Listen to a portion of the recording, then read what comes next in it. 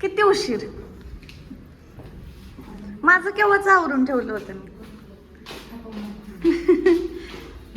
छान झाडू आहे मम्मी, मस्त झाडू मारत चाललंय.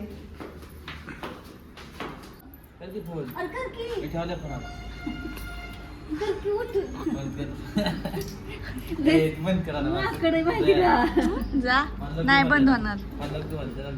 अरे तुझी फेस व्हॅल्यू आहे, आम्हाला व्ह्यू छान भेटते. माहिती का आता कसं फोन करते असं काढले फक्त कर बंद आता ती.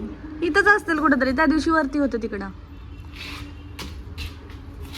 आम्ही चाललोय रुटीन चेकअप साठी. नाही, रुटीन चेकअप झालं. आता हे सोनोग्राफी. आता सोनोग्राफीसाठी चाललोय.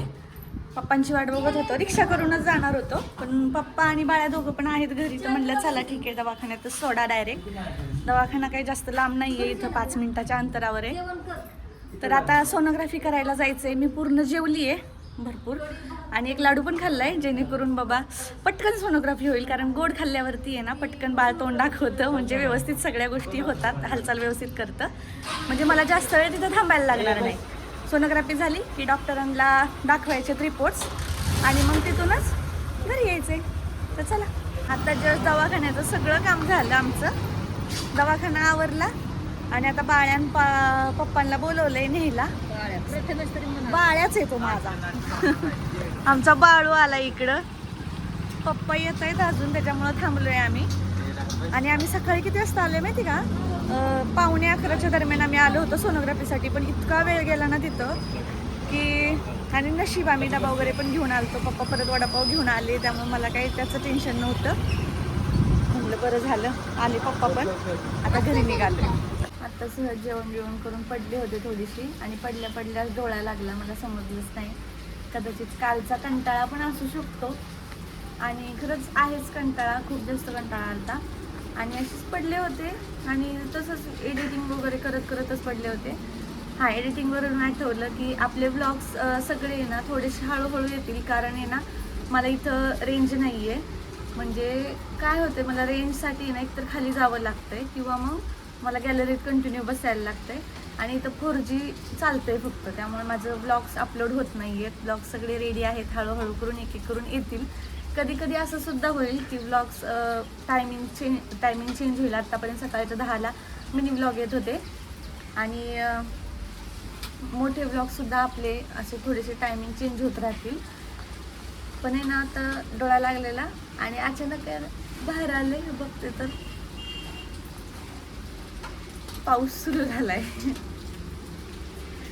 आज पहिल्यांदा असं झालं, एवढे झोपले आणि पाऊस येतोय अचानकच. काय म्हणजे कधी कधी पाऊस पडतोय, कधी ऊन पडतंय, कधी इतकं जास्त गरम होते. कारण सकाळी मी हॉस्पिटलला गेले होते, त्यावेळेला एवढं ऊन होतं कडक की आहे ना अक्षरशः घामाच्या धारा येत होत्या, इतकं कडक ऊन होतं. आणि आत्ता पाऊस पडतोय, काय बोलायचं. हे बघा, सगळं पाऊस पाऊस पाऊस झालाय. कसलं छान वाटतंय.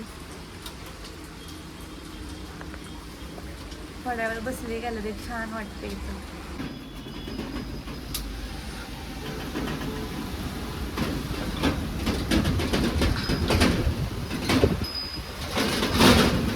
माझी मम्मी मला घराबाहेर काढतीये. तुला मला सांगितलंय मी. मला म्हणतीये हा एवढा पसारा करून ठेवलाय तू त्या बेडवरती, तो तर काय आवरत नाहीये, त्यापेक्षा तू खाली जा, मला फरशी पुसू दे. आणि आमच्या मॅडमनी कपडे पण आत्ताच धुतले. किती काम आहे बघा माझ्या मम्मीला. काय करायचं बाई, मुलगी डिलिव्हरीला आले किती आराम देते मला माझी मम्मी बघा.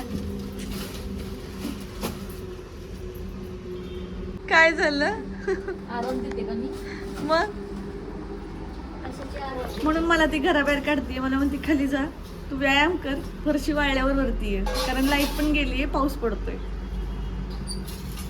जाऊ दे, चला मी खालीच जाते, मला ब्लॉग पण पोस्ट करता येईल. उन्हामध्ये पाऊस पडतोय आणि मी गॅलरीत मस्तपैकी पाऊस एन्जॉय करते. मला चेहऱ्यावरती बघू शकता तुम्ही ऊन कसं पडले, आणि तुम्हाला दाखवते कसं दिसतंय. हे बघा काय भारी व्ह्यू दिसतोय ना, उन्हामध्ये पाऊस चालू आहे. मस्त वाटतंय गॅलरीमध्ये बसून, एन्जॉय करतेय सध्या तरी. आणि काल ना मेकअप वगैरे केला होता ते शूटसाठी, ते पूर्ण चेहऱ्यावरती असं लाल लाल झालंय आणि डोळे पण असं वाटतंय की लेन्स लावलेत, पण मी लेन्स नाहीत लावले, मी काजळ लावलं होतं. ते काजळ म्हणून असं दिसतंय. आणि माझी मलाच बघायची हे सवय नाहीये, पण हे असं का दिसतंय 1-2 दिवसात निघून जाईल. पण ते मेकअपने आलंय, असं चेहरा पण असा खराब खराब वाटायला लागलाय. म्हणून काहीतरी चेहऱ्याला करते, तोपर्यंत हे ऊन एन्जॉय करते. आणि आमच्यात जेवलं कुठं जातंय बघा, गॅलरीमध्ये. काय बोलावं आता, गरज नाही आम्हाला. मम्मीने काय काय बनवलंय तुम्हाला दाखवते. इकडे बनवली शेवग्याची शेंग, ही मेथीची भाजी, हे गुलगुले जे की अजिबात गोड नाहीत, भात, पप्पाने फक्त 10 खाल्ले. भात बनवलाय, भाकरी एक पप्पांसाठी, इकडं चपाती आणि इकडं कारलं सुद्धा बनवलंय. हे काय आणि पप्पांचा इकडं कांदा चिरायचा चाललाय. वर बस तिकडे जा.